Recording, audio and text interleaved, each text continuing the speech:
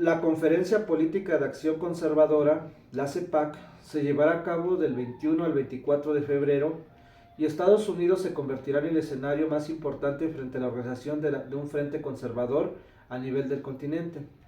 Este año será revelador porque la organización de derecha extrema seguirá su ataque permanente en contra del socialismo y sus fuerzas se verán fortalecidas gracias al arribo de Nayib Bukele y Javier Milei. Por un lado, el mandatario de El Salvador se erigió como un dictador en su país y por el otro, el presidente de Argentina instaló un régimen de terror en contra de la clase trabajadora de su nación. Los conservadores tendrán una oportunidad inolvidable en la política del país. Por otro lado, Donald Trump se presentará una vez más y frente a los comicios de 2024 y su presencia significa un reto muy grande para consolidar la hegemonía de la CEPAC en el continente. Las condiciones de Estados Unidos son muy oportunas para el ascenso de la derecha porque Joe Biden hizo de la nación del norte un verdadero circo y su vulnerabilidad política se vuela a kilómetros de distancia. La fragilidad del sistema americano le permite a Trump que su candidatura pueda llegar a buen puerto. Una vez más, la guerra de clases se activa en el continente y el conservadurismo comienza a subir del tono. Su enemigo es el socialismo. En plena decadencia civilizatoria, Rosa la Roja viene otra vez con su socialismo barbarie. Los tres políticos son producto de la política del espectáculo, o lo que Marco Aurelio de Negris llamó videocracia. La televisión o las redes sociales han asaltado a la razón y la agenda política se ha reducido a lo mínimo. Los tres han visto su popularidad subir debido a que la propaganda ha instalado un bombardeo de mentiras sistemáticas que los consumidores de contenido han caído redonditos a las garras de la derecha en el continente.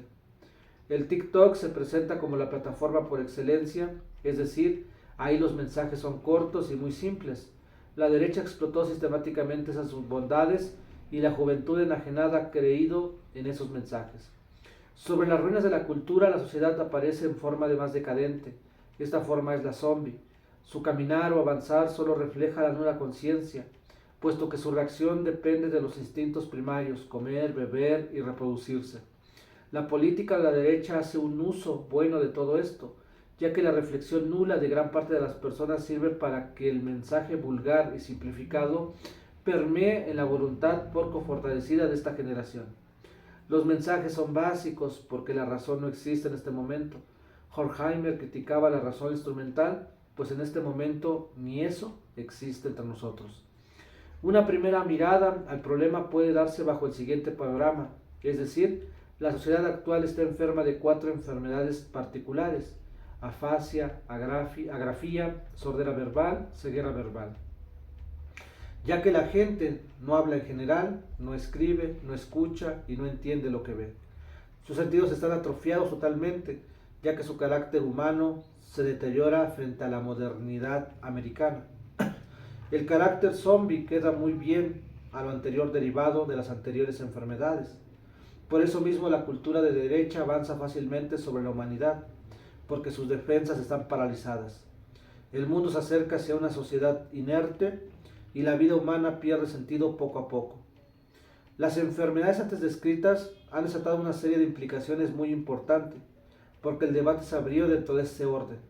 Por ejemplo, la parálisis de las funciones motoras del ser humano vienen acompañadas generalmente de una lesión orgánica. Primero, si el centro de Broca se lesiona, entonces aparece la afasia, no se habla. Segundo, si el centro de Exner se lesiona, entonces emerge la agrafía, no se escribe. Tercero, si se lesiona el centro de Wernicke, entonces se genera la sordera verbal, no se entiende lo que se escucha. Y cuarto, si se lesiona el centro de Kuzma, entonces existe la ceguera verbal, no se entiende lo que se lee. Otra vez, lo anterior parte del hecho de que existe una lesión orgánica, pero en la actualidad este problema se da de manera interesante sin que exista esa lesión. Hoy en día la sociedad se ha paralizado de alguna manera y su capacidad de reacción ha sido de manera alarmante. La conciencia se ha fosilizado en los últimos años, es decir, la razón dejó el alma humana.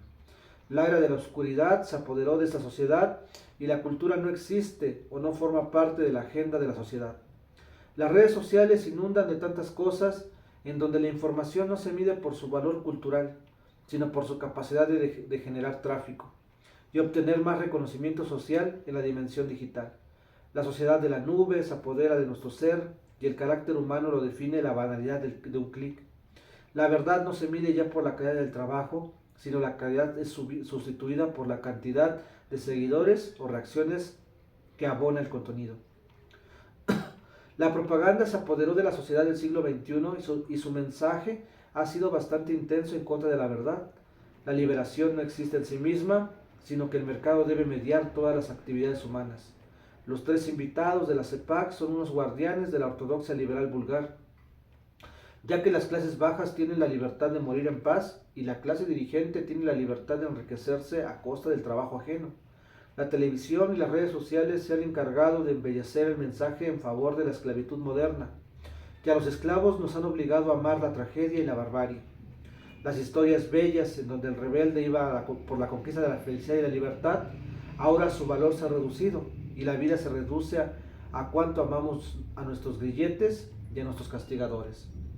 La propaganda burguesa aceleró el odio contra su contrario y su temor se lo pasó a sus subordinados. La bandera de la ultraderecha radica en combatir contra su peor enemigo, el socialismo. Los socialistas se han convertido en el archivo expiatorio y su agenda depende en gran medida en que la gente crea en las mentiras que se dicen de los revolucionarios marxistas. Para esto, la doctrina del capital cree que la propiedad social nos hunde en la desesperación y la crisis humanitaria, y la propiedad privada emerge como la gran salvadora. La realidad se encuentra invertida, y el salvador aparece como el castigador y viceversa. El ascenso de la derecha y la pérdida de razonamiento humano viene acompañado con el antisocialista, y lo anterior radica en la idea básica de que la humanidad es social, y si carece de ese fundamento, entonces su esencia la perderá tarde que temprano. Si la narrativa antisocialista requiere someter a un estado de muerte al ser humano, por ende, el discurso socialista apuesta por revivir y dotarle de reacción cultural a la sociedad, pues la colectividad exige recordar el carácter del humano como especie, es decir, esta especie no puede ser individual, sino su organización se basa en la cooperación entre todos. Los idearios conservadores deben defenderse desde una posición revolucionaria. Si la derecha quiere avanzar en su lucha contra el poder político, por eso mismo la convocatoria de la izquierda debe llamar a la militancia permanente. El pueblo solo puede salvar al pueblo y eso nos lleva a repensarnos como sujetos de acción política. Tomar el poder político es el objetivo de los marxistas, pero la dictadura del proletariado exige un movimiento popular vivo, con base en la organización de las propias bases. El movimiento obrero es la base de toda revolución y, por lo mismo, las transformaciones sociales pueden tener un carácter plebeyo, en tanto los dominados tomen en su mano el ejercicio de las bases. La derecha no seguirá avanzando si la revolución de las conciencias deja de ser una consigna de un caudillo, sino que la clase trabajadora debe hacer la suya. El cambio social no viene desde afuera de los dominados modernos, pues ellos son el verdadero motor de la historia contemporánea. Su apatía le abre camino a la derecha y su activación sirve para avanzar en el sentido de la izquierda. Los derechos humanos no se regalan a nadie, sino que los condenados de la tierra deben luchar por sus avances en términos de su emancipación. Sobre lo anterior, dos objetivos deben quedar bastante claros al respecto, y estos son los siguientes. El primer objetivo se enfocará en la lucha en contra del trabajo asalariado, es decir, la disciplina capitalista no puede seguir dentro del carácter proletario. La lucha política deberá sumar también a la económica, y el movimiento obrero tiene que ir rompiendo las cadenas salariales sea poco a poco. La condición revolucionaria comienza con la rebeldía desde las relaciones sociales de producción, y la lucha contra el capital significa para el ser humano que su conciencia pase de un estado fosilizado a una más viva. La muerte de la sociedad podrá ser superado bajo el ideal revolucionario, y cuando el proletariado desconozca sus cadenas, entonces la cultura nos liberará de las tinieblas en las que estamos viviendo. El segundo objetivo tomará como punto de partida el derecho a detener los ritmos de la producción, es decir, la economía capitalista se funda en la explotación y circulación del plusvalor. La economía capitalista busca incrementar sus ciclos de reproducción y por lo tanto la organización de los trabajadores debe impactar en el deterioro de los ciclos del capital. La lucha política debe de influir en la lucha económica. Por eso mismo, la organización conectará con la lucha en contra de la explotación del capital sobre el trabajo asalariado. Una revolución cultural despierta en el mismo seno de la lucha social, porque luchar por la emancipación económica significa construir una humanidad diferente a la de la burguesía.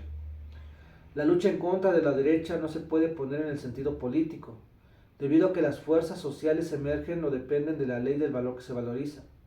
Si el movimiento de masas solo se contenta con la toma periódicas de las calles o de apoyar un gobierno con tintes humanos, sin que éste toque la base material del dominio, entonces la reacción podrá aguantar estas coyunturas y regresarán más violentos.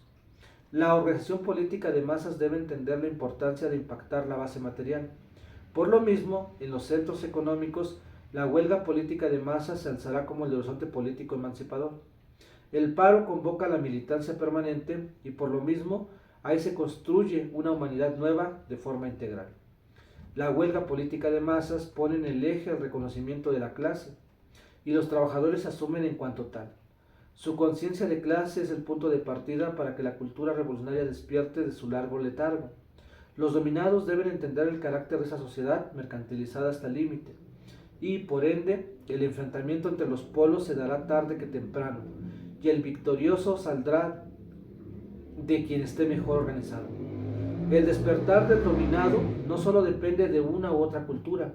En todo caso, una cultura revolucionaria aparece de la propia acción socialista.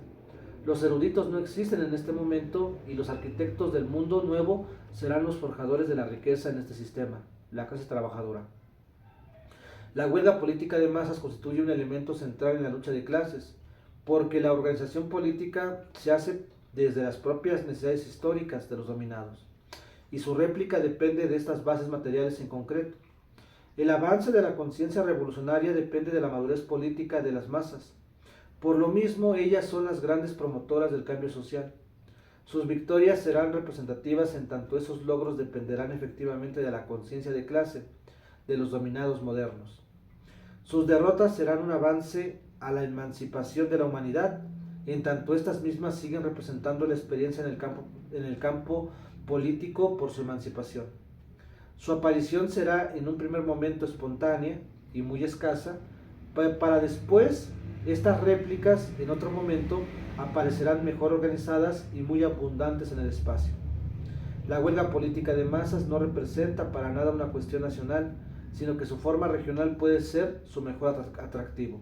Los paros productivos se pueden contagiar tanto en los límites de un país o estos pueden aparecer en una región más allá de las fronteras de los Estados-nación. El sueño de José Martín se volverá realidad sobre las bases materialistas de la historia, ya que las huelgas lo colocarían no solo el problema de la nacionalidad, sino que la cuestión de clases sería lo más importante.